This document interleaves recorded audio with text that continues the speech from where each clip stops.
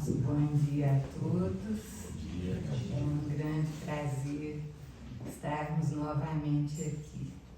Para a nossa reflexão dessa manhã, nós nos baseamos no capítulo 15 do Evangelho segundo o Espiritismo e 25 de Mateus, quando nós rememoramos aquela passagem muito nossa conhecida, mas que quando nós a lemos é de tocar o nosso coração, que é aquele trecho que diz: quando vier o Filho do Homem em sua majestade, acompanhado de todos os seus anjos, sentar-se-á no trono de sua glória, estando reunidas todas as nações, separará uns dos outros, como o pastor separa as ovelhas do seu rebanho, as ovelhas à sua direita, os bodes à sua esquerda.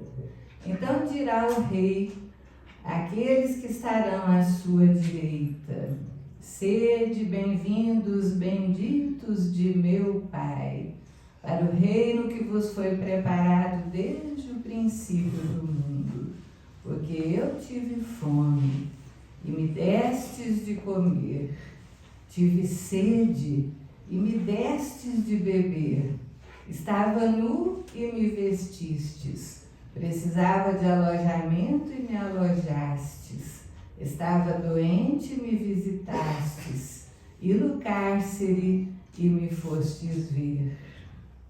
E os justos lhe responderão, dizendo: Senhor, quando é que estava com fome e te demos de comer, com sede, ou te demos de beber, nu e te vestimos, sem teto e te alojamos, doente no cárcere e te fomos ver?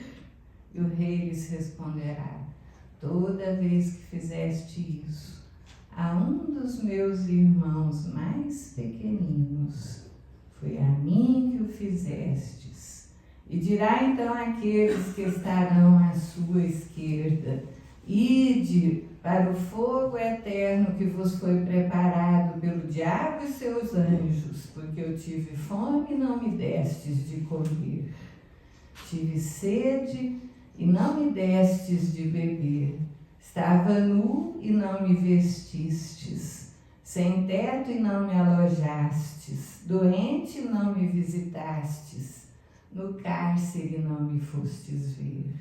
E eles responderão dizendo: Senhor, quando é que estavas com fome e não te demos de comer, com sede e não te demos de beber, nu e não te vestimos, sem teto e não te alojamos, doente no cárcere e não te visitamos? E ele responderá dizendo: toda vez que deixastes de fazer isso a um dos meus irmãos mais pequeninos, foi a mim que o deixastes de fazer. Então essas palavras são o estímulo para a bandeira de luz do Espiritismo que tremula diante de nós, que é: fora da caridade não há salvação. Ela nos induz a caminharmos sempre tendo a compaixão como nosso diretor, como nosso guia, para que nós possamos trilhar os caminhos do mundo sendo aqueles que socorrem nessa hora difícil, principalmente que estamos aqui passando na Terra. Mas quando nós estávamos fazendo essa leitura, pensamos na nossa sede milenar. Todos somos famintos, todos somos sedentos. Nesse mundo de provas e expiações, as dores nos atingem constantemente. E aqui estamos nós, com muita sede, mas qual é essa nossa sede milenar de espíritos imortais que somos? Isso nos faz reportar o capítulo 4 de João, o evangelista, quando Jesus, tendo ouvido dizer que os fariseus comentavam que os seus discípulos estavam batizando mais do que João Batista, houve por bem que ele deixasse a Judéia e fosse em direção à Galiléia, de volta à sua terra. Ora, no meio do caminho estava Samaria. Todos nós conhecemos essas passagens. Samaritanos e judeus não se entendiam há muitos e muitos séculos. Por volta do ano 722 a.C., Salmanasar V, ele havia invadido a região da Samaria. E depois dele, segundo consta na história, não sabem se foi ele mesmo ou se foi o Sargon, seu sucessor, que tendo vencido a Samaria sitiada, levou cerca de 27.000 samaritanos para a região da Assíria. Retirou propositadamente dali da Samaria aquelas pessoas para diminuir a população que poderia se rebelar contra o jugo dos assírios. E de lá ele trouxe as pessoas da sua terra para habitarem na Samaria.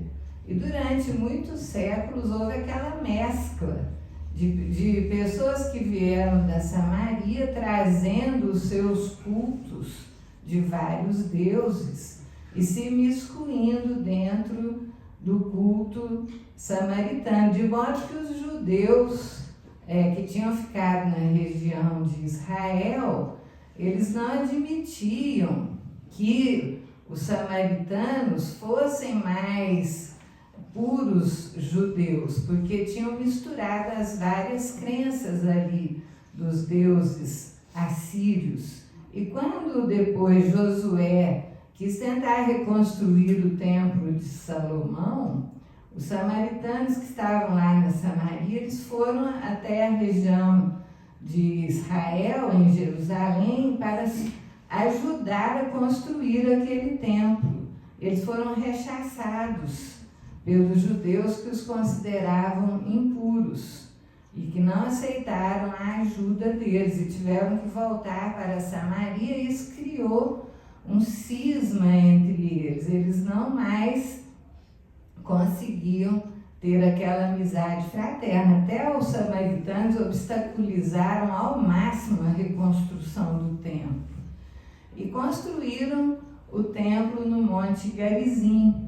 Templo esse que foi destruído por cerca de 129 a.C. Foi completamente destruído, eram as ruínas que ali se encontravam.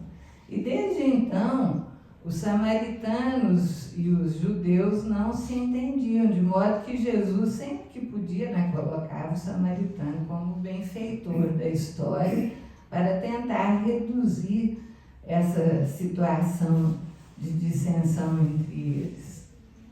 E então era costume na época, quando o judeu saía de Israel para Galiléia, ele dava uma volta enorme, porque a Samaria ficava no meio do caminho. Eles davam a volta para chegar até a região da Galiléia.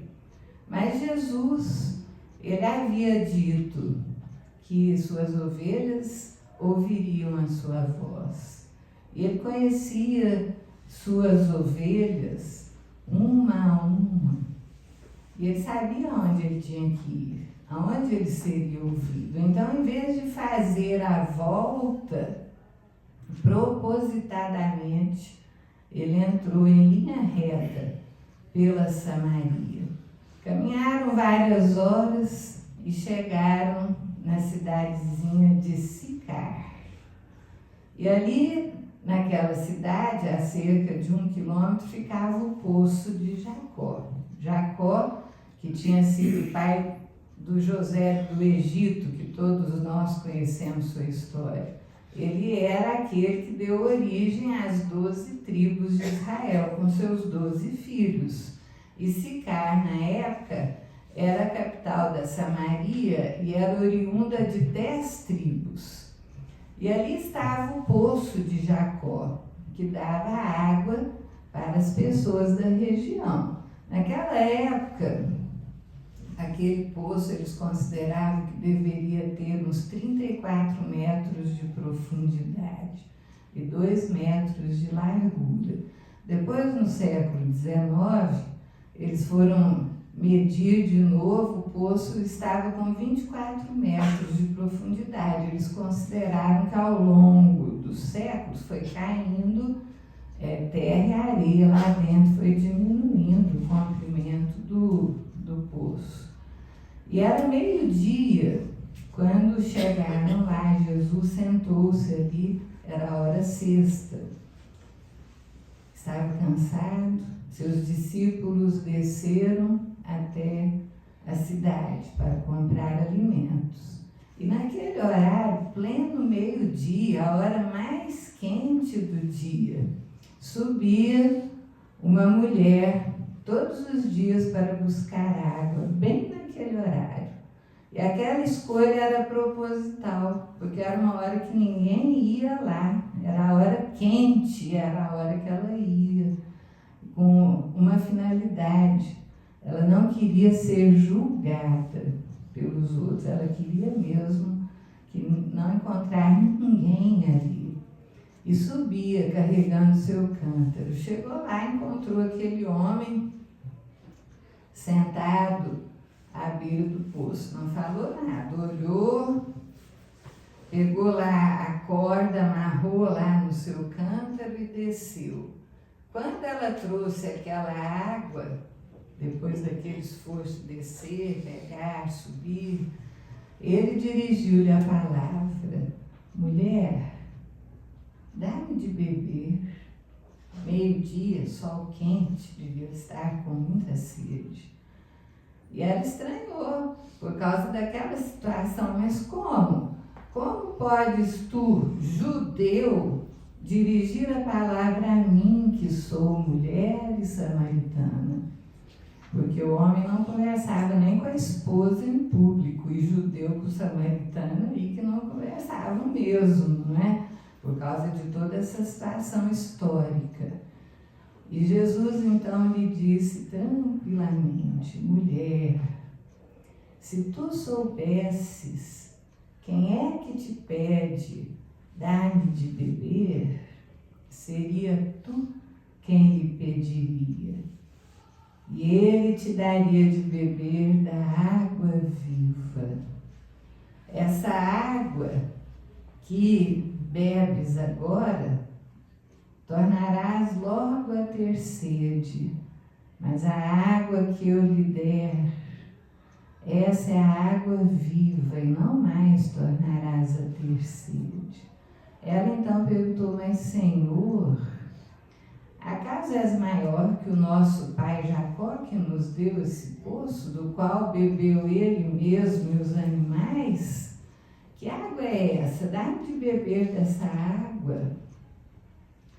E ele então, conversando com ela, lhe disse: a água que eu ofereço fará daquele que a bebe uma fonte de água que há de jorrar para a vida eterna. Aí nós, pensando naquele trecho do capítulo 25 de Mateus, que é o 15 do nosso Evangelho, quando diz: eu tive sede e me destes de beber, nos colocamos nessa posição do espírito que tem essa sede milenária, essa sede da água viva, que descedenta para a vida eterna e torna aquele que a bebe uma fonte de água que há de jorrar para sempre. Qual é essa água? Nós que somos espíritas e estudamos, nós entendemos que é o conhecimento. O conhecimento, principalmente das leis divinas, do processo de evolução do ser, da justiça baseada no amor e na misericórdia. e que nos ajuda como espíritos imortais, um processo de reencarnação continuada, irmos buscando nos despojar das nossas imperfeições e alcançarmos as virtudes eternas, numa busca de autoconhecimento, dessa fonte que faz a água jorrar para sempre. E quando aquela mulher, ela ouviu isso, Senhor, então me dá de beber dessa água. Ele respondeu, sim, mas antes vai buscar o teu marido. Ela entristecida, porque aquele era o momento em que ela ia buscar a água naquele sol quente. Ela baixou a cabeça e falou, Senhor, eu não tenho marido. E ele respondeu, disseste bem, porque 5 maridos tiveste, mas agora aquele que tens não é teu marido. Nisso falaste a verdade. Porque era o 6º. Naquela época, era uma coisa interessante, porque eles tinham dentro deles um conceito de que para que pudesse ser abençoado por Deus, tinha que ter muitos filhos, principalmente porque se fosse necessário levantar Israel em guerra, quanto mais descendente, melhor. Então tinha que ter muitos filhos. E quando a mulher ela se casava e ela não tinha filho do primeiro marido, que ele morria, ela tinha que casar com o irmão dele que vinha depois. Olha só, sem amor nenhum, mas era preciso para que ela desse uma descendência ao primeiro. Se morresse o segundo e ela não tivesse tido filho com ele, ia para o terceiro. E ela tinha 5, e agora estava no 6º. Então, ela não teve filho com nenhum. E aí Jesus comentou, disseste bem, porque 5 maridos tiveste, e aquele com quem agora estás não é teu marido. Essa que era a vergonha dela, por isso que ela ia sozinha lá, ao meio-dia, naquele sol quente, se sujeitando, para que ela não fosse julgada por olhares que a condenariam, pela vida que ela tinha agora, que estava com um homem que não era casado com ela. Então, ela, admirada, falou, Senhor, acaso és um profeta? E aí comentou, nossos antepassados fizeram o templo de Garizim, e nossos pais, eles vão orar lá. Aí dizem que é lá que devemos orar, mas comentam os judeus que tem que ser no templo de Jerusalém. E ele respondeu, mulher, nem no templo de Garizim e nem no templo de Jerusalém. Agora é o momento, agora em que os homens devem adorar a Deus em espírito e verdade. Deus é espírito, a salvação vem dos judeus. Deus é espírito. E ele deseja adoradores que o adorem em espírito e verdade. São esses os adoradores que o Pai deseja. E agora é o momento em que devemos adorar a Deus em espírito e verdade. Olha só que ensinamento mais profundo para aquela época. Aí a mulher ficou tão impressionada que ela teve uma intuição no seu coração. Ela falou, Senhor, dizem-nos que virá um Messias, Cristo, que vai nos esclarecer tudo. E ele respondeu, sou eu que falo contigo. Olha que maravilha, porque em muitos momentos, se nós formos nos reportar ao Evangelho, nós veremos que tempos antes, quando Jesus conversava com seus discípulos, ele perguntou a eles: quem dizem os homens que eu sou? E eles responderam: Senhor, uns dizem que tu és Elias, ou Jeremias, ou algum outro dos profetas, porque o discurso de Jesus era muito parecido com o de Jeremias no passado, quando Jeremias dizia que era necessário amar a Deus em espírito, honrá-lo em espírito e não no exterior. Então eles tinham dentro deles o conceito da reencarnação, mas Jesus insiste, nós já repetimos isso muitas vezes, porque é de muita importância. Ele insiste: mas e vós, que estáis comigo todos os dias, quem dizeis que eu sou? E aí Simão Pedro, inspirado por um espírito superior, ele diz: tu és o Cristo, o Filho de Deus que veio a esse mundo. O Espírito, através de Simão, disse a ele: tu és o Cristo. Em uma outra circunstância, vemos depois daquele episódio que as irmãs Marta e Maria haviam pedido socorro a Jesus porque aquele que ele amava estava doente, e ele disse aos seus companheiros que aquela doença não era de morte, mas isso se dava para que o Filho do Homem pudesse por ela ser glorificado. Veio depois o bilhete das irmãs, dizendo: Senhor, aquele que tu amas morreu. E aí naquele momento Jesus, ele diz aos seus companheiros: agora vamos a Betânia, Lázaro precisa de nós. Eles naquele momento, eles reagiram, mas lá é perigoso, Senhor. Quando ele estava doente, o Senhor não foi, agora ele não precisa mais, ele já morreu.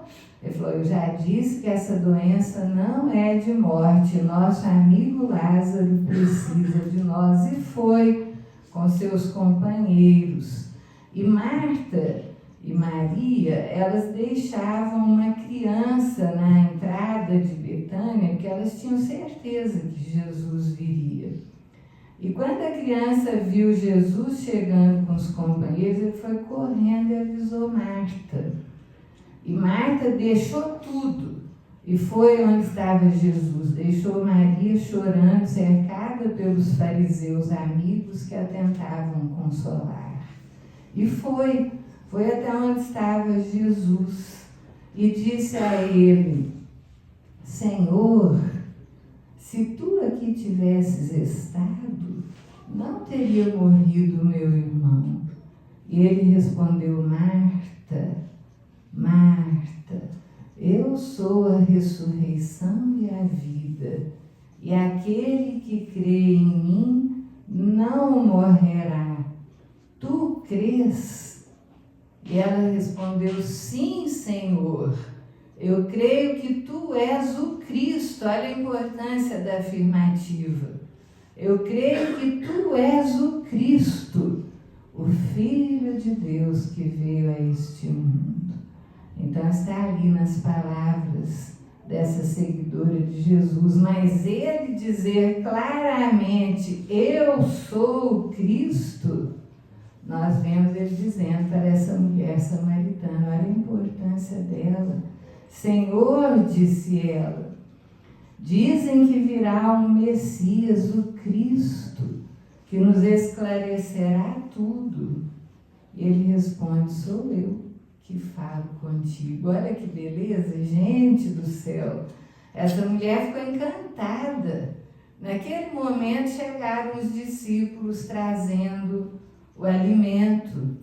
Estranharam que Jesus estava ali com uma mulher, mas não falaram nada, ainda uma mulher samaritana, para piorar a situação.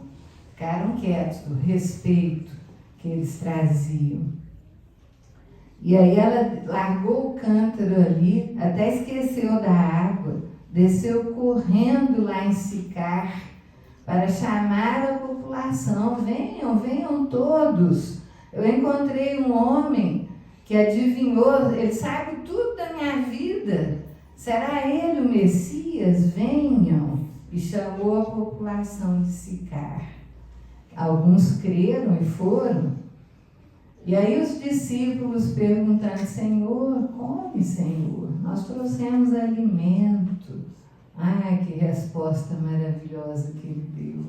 Meu alimento é fazer a vontade de meu Pai que está nos céus. Nossa, a gente vive faminto. Estamos famintos o tempo todo. Comemos, bebemos e sentimos fome. Somos os espíritos milenares que estamos reencarnando, necessitados de amparo, de conhecimento na nossa trajetória evolutiva. O meu alimento é fazer a vontade de meu Pai que está nos céus. Um dia chegaremos lá. Um dia seremos assim, né? Como diz aquela música, um dia todos nós seremos anjos, chegaremos nesse grau. Mas foram os habitantes de Sicar, e ouvindo Jesus, eles pediram que ele ficasse mais. E ele ficou 2 dias com eles, falando das glórias de Deus e do seu reino de amor e da necessidade de se amarem uns aos outros, de modo que eles, se dirigindo à mulher, disseram: ainda que não tivesses falado nada, nós saberíamos pelas atitudes que ele é o Messias. Eram as ovelhas do seu rebanho. Nós estamos todos sendo chamados através dos séculos, 2000 anos passados. Ainda temos essa sede da água viva. Quando tomaremos dessa água e nos tornaremos a fonte que há de jorrar para a vida eterna? Isso depende do despertar do Espírito, da nossa consciência profunda, daquela chama divina que brilha em nós e nos traz as leis de Deus implícitas em nós. O nosso despertar. Porque quando despertamos, a nossa conduta, ela é uma conduta ilibada constantemente. Não importa o que aconteça, somos chamados a sermos aqueles que têm o comportamento que Jesus pede que tenhamos, constantemente. Isso não é fácil, dentro desse reino onde nós estagiamos, onde há prantos e ranger de dentes, que é o início das palavras do Evangelho, quando o rei disse àqueles que se negaram a socorrê-lo que eles fossem para o fogo eterno que tinha sido preparado pelo diabo e seus anjos, ou seja, aonde estava a consciência de culpa, que lhes mostraria as dores que não tinham evitado. Porque, segundo os Espíritos, não basta não fazer o bem, porque cada um de nós será responsável pelo mal que surja em virtude do bem que deixamos de fazer. Então, o bem deve ser sempre a nossa escolha. Racionalmente falando, quando o nosso coração ainda não estiver ligado nele. Porque quando o coração está ligado no bem e no amor, o ser age instintivamente socorrendo, não importa qual seja a sua religião. Enquanto isso não acontece, ele tem que agir pelo raciocínio, sabendo que é o certo e o errado. E sempre se perguntando: como faria Jesus se estivesse em meu lugar? De modo racional, para que os nossos impulsos sejam os impulsos nobres de amor ao próximo. Porque nós temos visto pessoas maravilhosas de todas as religiões, mesmo sem religião, fazendo bem em toda parte por amor ao bem, porque é o certo fazer o bem, tendo uma vida serena por escolha sua, numa hora em que a violência e a agressão espoucam em toda parte, manter a serenidade é uma vitória. Esses dias nós pudemos visitar uma senhora que deve ter por volta dos seus 60 anos de idade, está paralisada no leito a vida inteira, teve uma lesão neurológica quando nasceu. E ela não se move, move os braços, mas as pernas não, está sempre deitadinha. Mas visitar aquela mulher é uma honra, ela nos deixa felizes, ela está sempre sorrindo, ela está sempre alegre, é a escolha dela. Ela mesma diz, para que eu vou ficar chorando se eu não preciso disso? Eu posso escolher ser feliz. E assim ela faz. Ela escolheu ser de modo inconsciente até essa fonte de água viva, porque aqueles que estão junto dela se sentem felizes, não se sentem entristecidos. É claro que nesse momento em que nós estamos encarnados, é impossível ficar feliz o tempo todo. Todos temos provas e expiações, dores a enfrentar, mas é possível passar isso resignadamente, sem revolta, e é isso que é importante. Cada um de nós, mesmo nas suas dores mais profundas, serem trabalhadores do amor, caminharem levando consigo o estandarte de luz na conduta, no comportamento, na palavra, porque infelizmente temos visto muitos falsos profetas caminhando por aí. E o Evangelho nos diz, que aquele que é o seguidor sincero do Cristo, ele não precisa de propaganda, ele é visto pelas suas atitudes. Ao mesmo tempo que há aqueles que dizem ser seguidores e que nós não julgamos, mas que os seus comportamentos os denunciam. Então é preciso que nessa hora em que sabemos que o joio e o trigo estão sendo separados, em que as ovelhas e os bodes estão sendo separados, que nós nos mantenhamos junto das ovelhas do Senhor. Porque como disse Jesus, minhas ovelhas ouvem a minha voz. Todos aqueles que me ouvem são os meus seguidores, não importa qual seja a seita que trazem, ou a religião que carregam, ou a crença que realizam. São as atitudes. É isso que nesse momento nós precisamos. Tomamos da água viva, temos o conhecimento do Espiritismo, essa água deve brilhar. Choremos sim nas horas de dor, porque não somos insensíveis, mas sem revolta, dizendo em nossos pensamentos, Senhor, faça-se em mim a vontade do Senhor. Fazer como fez o Jó, que nas horas mais difíceis da sua vida, ele se levantava em espírito, porque o corpo nem forças tinha mais para isso, e dizia, obrigado, Senhor, por estares querendo provar o teu servo. Nossa, quantas e quantas vezes nós ouvimos as pessoas dizerem, não, espírita não pode ser triste.